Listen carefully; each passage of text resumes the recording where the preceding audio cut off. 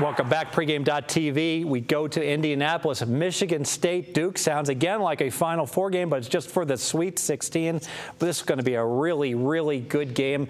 Went ahead and played under in the Albany Duke game earlier and played under 133.5. It got to 134 when the Albany Great Danes made 9 out of 15 from area code 3. Bryan, Leonard.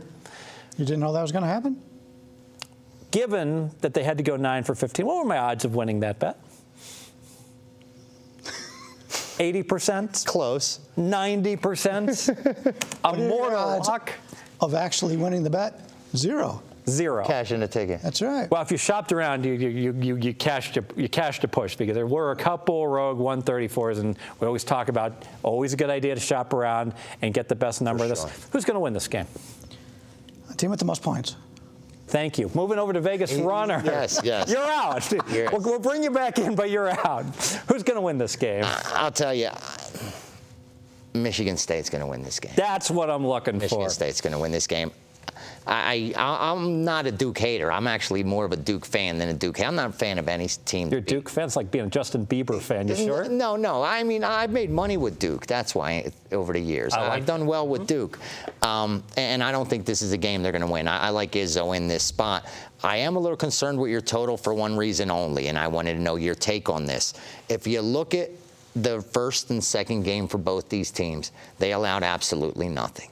I mean, Valpo scored 54, Memphis scored 48, Albany 61, Creighton 50.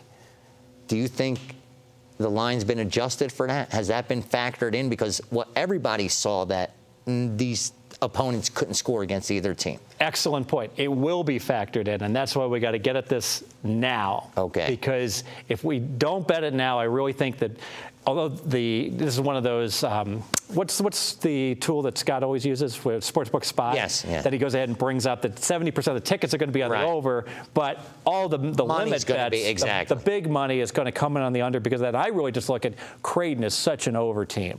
You know, you need a reason not to bet a Creighton game over. I bet Duke Creighton over. I did. And the fact that they got shut down so much, and also I love the concept with Izzo, with what he's going to do. You know, he's going to take the Duke big men, and they're just going to be pounding on those guys. And what happens? The refs swallow their whistles. They let them play, and it's just really, really hard to keep your shooting percentages up when you've got like body bruises all over you from just getting pounded like this Michigan State. Especially since both teams don't have a bench, so those guys are going to be playing. If they don't have fouls, they're going to be playing in the game. Right, Bryan, you're not sure who's going to win the game. How about this total? I'm out of the doghouse? You're still in the doghouse. Depends on this answer. You have an attempt to get out of the doghouse. I don't care about the total. I want to talk about the game. Talk to me. All right. You take a look at the Spartans. We've always known that they've done very well under Izzo in the tournament. 32-19 since 1997 against the spread in the tournament. But did you know, Mr. Steve Fezzik, who claims to know everything, or he will tell you he knows everything. Yes. Izzo's 1-6 straight up against Coach K in his coaching career. Now he's done pretty well against the spread, but this line right here might come into effect. But Ryan Kelly, the best player on Duke, has scored 9 points combined the first 2 games. Now you've got a team in Duke who shoots well from the outside. You've got a Michigan State team who defends well from the outside. This game, to me, all comes down to Duke's ability to get open shots from the outside. I agree. If they can hit them, they win. If they don't hit them, Michigan State's going to win. I think that certainly makes sense. And I think as far as the Izzo record, though, you got to remember, I mean, I know Izzo's had some good teams, but and a lot of successes in the tournament. But during the regular season, I mean, you look at some of these elite Duke teams. Duke is always a top 5 team. And Michigan State is typically a trending upwards. At the end of the season, they're 13 and 4, 13 and 6, and then they go ahead and they finish second in the Big Ten, and they just keep getting better. And I wanted to ask, let me ask you, VR, because Bryan's in the doghouse. No, you're back in. Especially after what I just said about you. Right. Once I thought I was wrong, but I think I may have been mistaken. What's my train of thought? Izzo loses in the Big Ten championship. I know Duke had the embarrassing loss, but Maryland just shot lights out. But Michigan State losing, that's what they do every year. Izzo, it's almost like that's his motivation. I'd like to win, but we're not going to drop anything special, right? Yeah, I agree. I think he's used that to perfection.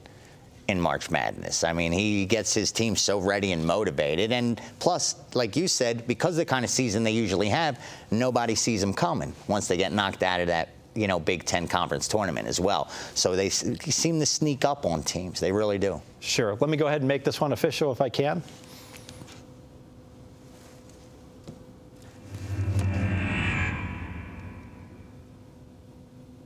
All right.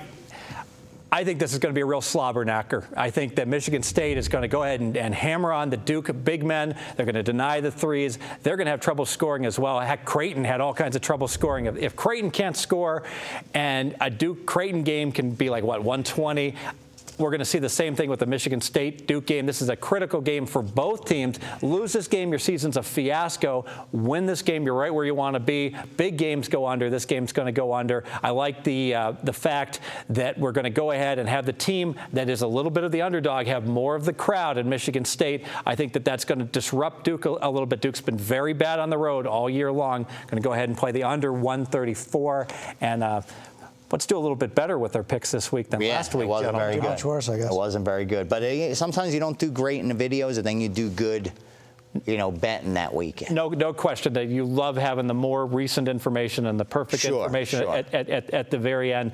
And one thing I'm excited, I want to go ahead and announce on the first preview radio show, we're going to be going to 10 a.m. You're going to lead us off on Monday with that. And so instead of being on at midnight, and that's all going to be we're going to have the podcast over at pregame.com so people can tune that in and get a little more recent information every day about the games and I know you've gotten more information, your content. By morning. Money that's come in early on at 10 a.m. Yeah, I'm so excited. It's after Mike and Mike, Colin Cowherd, then our show. And there's going to be an extra benefit that I don't know if everybody thought of. When you guys do the radio show at night, there's not a lot of liquidity in the market. So when you guys have a play that you really like, and the people out there are listening to it, they're smart enough to jump on it then, they get a really good number. But at 10 o'clock, the number's already been bet into. Settled, yeah. And it's settled down a little bit, and you'll be able to get those kind of numbers. Exactly. A dirty little secret in this business, too, is that there are plays that we already really like, and it's only up at 4 places, and we simply cannot give it out. It's unfair to our clients. Exactly. And half the time we haven't had time to even bet it ourselves. Exactly. That's happened to me so many times. And the second you give it out, boom, it goes ahead and moves out a 1.5. Do stay with us at pregame. We are going to be making more videos throughout the week. I know on Friday night we have the newest addition to pregame, Ken Thompson. We're really excited about having Ken on board, and he's going to be in with Marco D'Angelo. They're going to be breaking down the Elite 8 games. Hopefully they'll be talking about all the games we got right. So stick with us, pregame.tv, and they'll be breaking it down.